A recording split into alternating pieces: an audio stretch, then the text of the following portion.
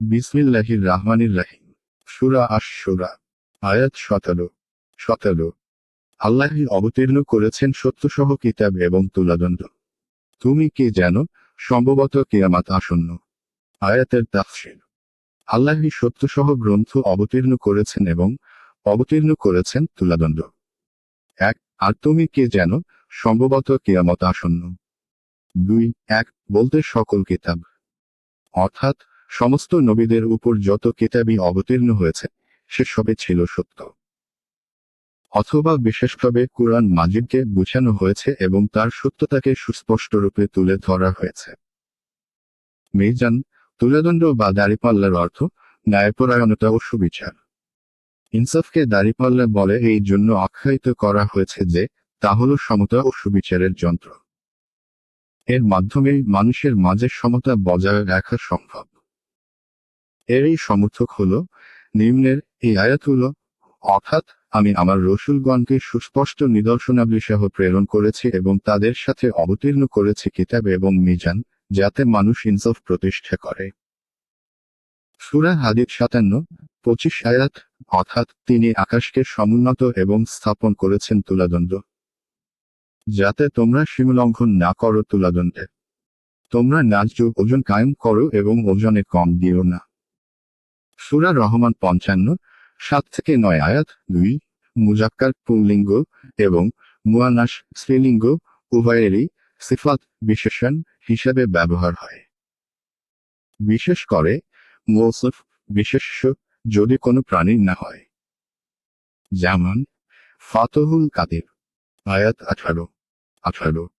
যারা এটা বিশ্বাস করে না তারাই এটা ত্বরান্বিত করতে চায়। আর যারা বিশ্বাসী তারা ওকে ভয় করে এবং জানে যে ওটা সত্য। জেনে রেখো, কিয়ামত সম্পর্কে যারা বাক বিতণ্ডা করে তারা ঘোর বিভ্রান্তিতে রয়েছে। আয়াতের তাফসীর। যারা এ বিশ্বাস করে না তারাই এ ত্বরান্বিত করতে চায়। 1 কিন্তু যারা বিশ্বাসী তারা ওকে ভয় করে। 2 এবং জানে তা সত্য। জেনে রাখো, কিয়ামত সম্পর্কে যারা বাক বিতণ্ডা করে 3 তারা ঘোর বিভ্রান্তিতে রয়েছে। 4 1 অর্থাৎ বিদ্রূপ স্বরূপেই মনে করে যে তা কি আর আসবে নাকি। তাই বলে কিয়ামত সত্তর আসুক। 2 প্রথম কারণ তারা এর সংঘটিত হওয়ার ব্যাপারে পূর্ণ বিশ্বাসী। দ্বিতীয় কারণ তারা ভয় পায় যে সেদিন ন্যায় বিচার হবে, অতএব তারাও আবার আল্লাহর পাকড়াও এর আওতায় এসে পড়বে কিনা।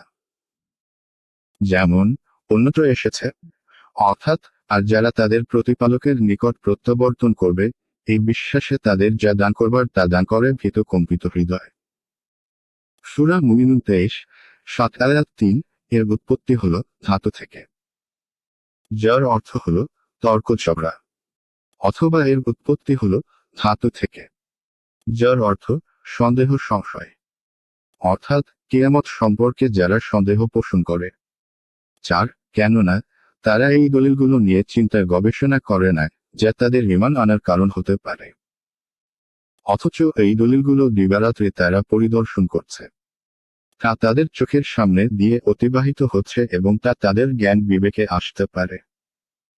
তাই তারা সত্য থেকে অনেক দূরে ছিটকে পড়েছে। আয়াত 19। আল্লাহ তার বান্দাদের প্রতি অতি দয়ালু। তিনি যাকে ইচ্ছা রিজিক দান করেন। তিনি প্রবল পরাক্রমশালী। আয়াতের তাফসীর। আল্লাহ তার দাসদের প্রতি অতি স্নেহশীল। তিনি যাকে ইচ্ছা রুজি দান করেন। আর তিনি প্রবল পরাক্রমশালী।